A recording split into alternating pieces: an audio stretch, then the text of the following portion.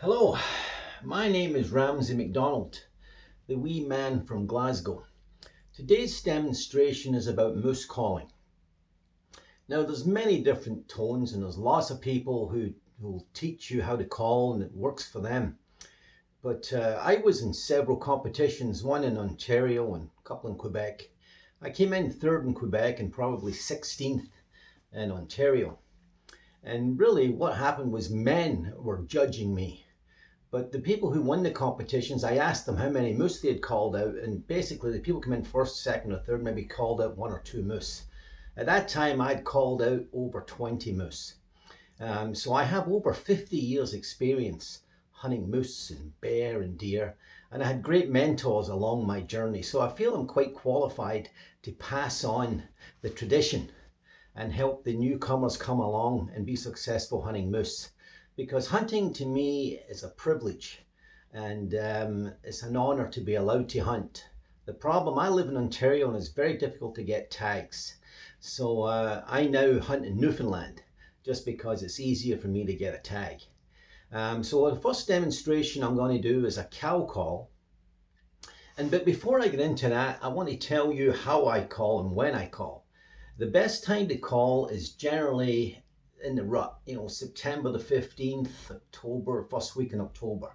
And the reason being, the moose have to breed then, 80-90% of them have to breed then, because the calves takes about 9 months to be born, and if they're bred later than that, they may not survive the winter. And that's the same with deer. They have to breed at a certain time of year. So that's the preferred time for me to call. I also like to call in the morning, first thing in the morning, just about daylight, 7 o'clock or so.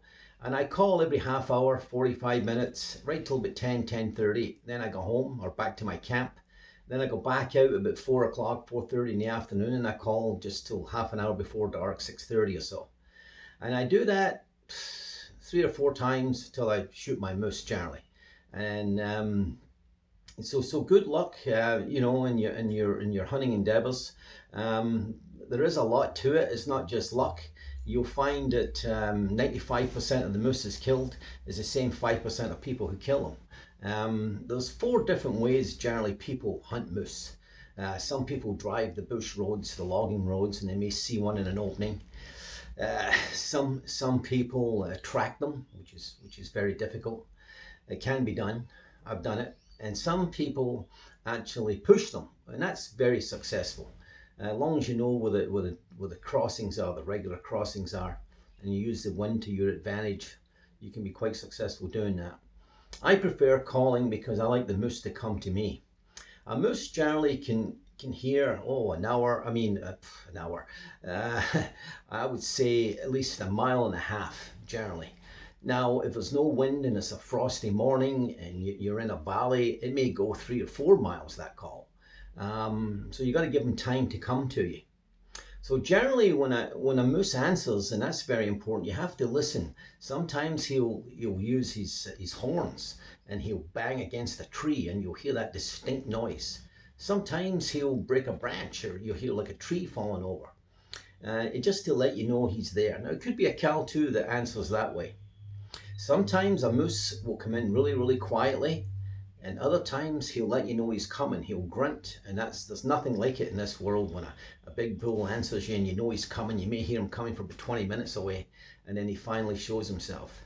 But generally what happens is that time of year is they've got a cow and they're breeding, and it's sometimes difficult to get them to come away from the cow, to leave the cow. But it takes, some techniques and a bit of persistence. But usually he'll leave the cow, but it's not easy. He may hang up 200 or 300 yards, and then he'll most certainly try and wind you. He'll downwind you. He'll circle you, and you got to kill him before he can circle you. Otherwise, you won't see him. So here's how I call. Everybody's got different techniques, but this is one of the methods that's worked for me. And like I said, I've got over 80 big game animals on my belt: bear, moose and deer, in 4 different provinces in Canada. And so here's my first call. I do a little, not a loud call first of all, because I don't know how far away the moose is. So I'll generally start like this call, and that's a cow call.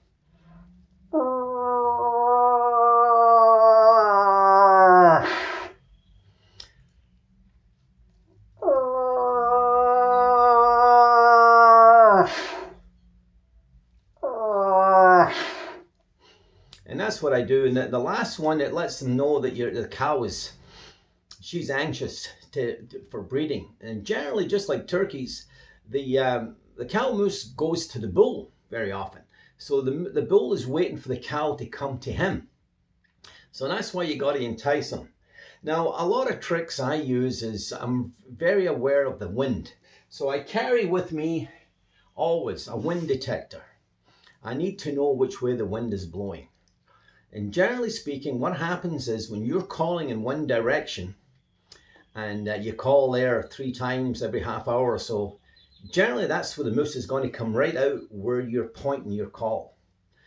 Not always, but generally, because he'll come to that directly. He knows exactly where you are, and he'll come to there, and then he'll circle you, you know, if it's with the wind, and you'll go 180 degrees. So be aware of that. I also listen for the squirrels, the red squirrels. They make a lot of noise sometimes when they're being startled, and sometimes that's a moose there, so they'll let you know it's there. But when I hear those sounds, I hear the moose banging the tree, I might come back that evening and kill that moose, right? Because he's cautious, but he may come out first thing in the morning the next day. But generally, after 3 or 4 times of doing this, 5 times, I usually get my moose, if there's moose in that area. And you have a tag, obviously. So I stopped hunting in Ontario, generally because I can't get a tag. It's very, very difficult. You know, you're on it's a big list to try and get on a tag. So here's my second call. What I do is when you hear a bull, and this is how the bull sounds when he's coming, it's very distinct. He goes, whoa.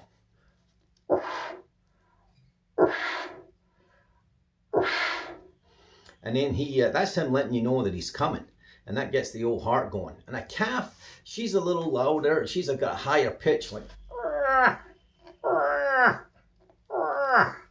Now I also sometimes, I do in between calls, I'll do a soft grunt like this.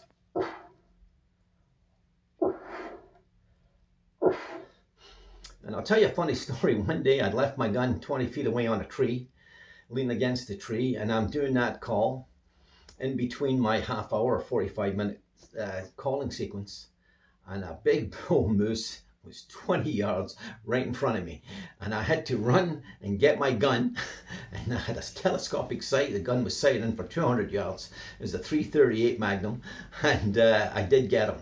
But so the moral of the story is, don't be too far away from your gun. And incidentally, please don't wear black. Now, in another video, I'll tell you all kinds of stories about mistakes I've made, and things I've learned. But good luck on your endeavors, and I wish you all the success in the world.